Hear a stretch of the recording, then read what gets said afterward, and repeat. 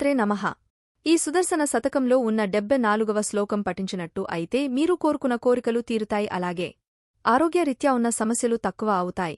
రక్షః పక్షేన రక్షక్షతమమరగణం లక్ష వైలక్ష్యమాజౌ లక్ష్మీమక్షీయమాణాం బలమధన భుజే వజ్రశిక్షానపేక్షే నిక్షిప్య క్షిప్రమధ్యక్షయతి జగతి యద్దక్షతాం దివ్యహేతేః అక్షామామక్షమాం తక్షపయతు భవతామక్షజిల్లక్షమక్షం.